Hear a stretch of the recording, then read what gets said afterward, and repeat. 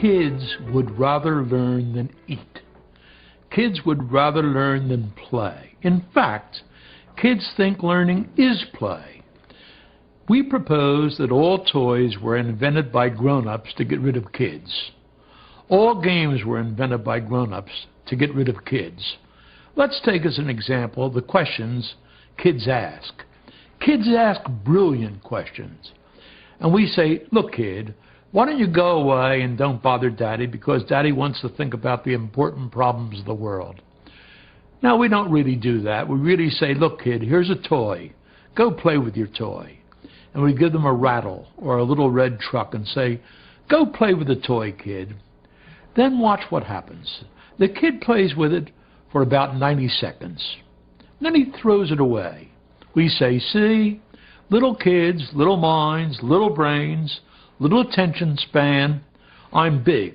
I've got a big body and a big mind and a long attention span.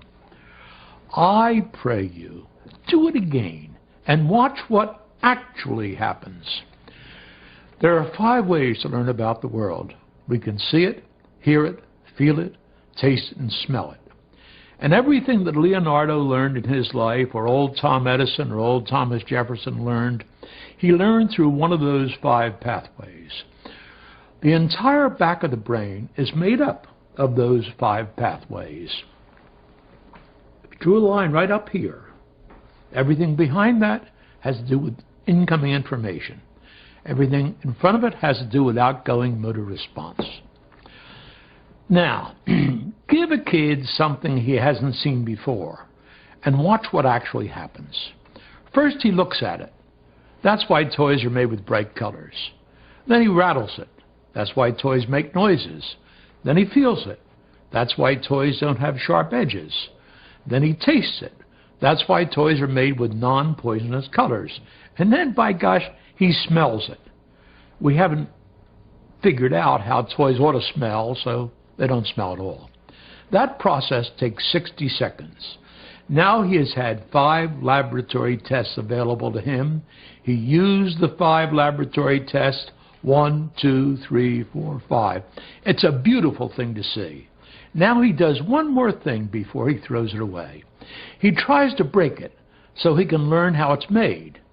That's why toys are unbreakable, so he can't learn how it's made. It's one of the 2 general approaches to the prevention of learning. The first is put him in the playpen where he can't get at it.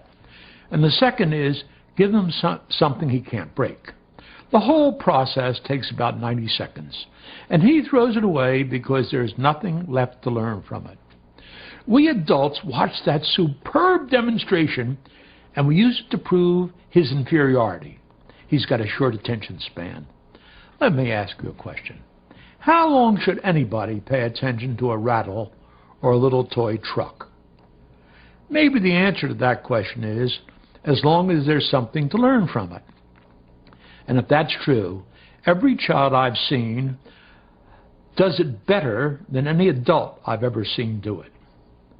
Because children know learning is a sort of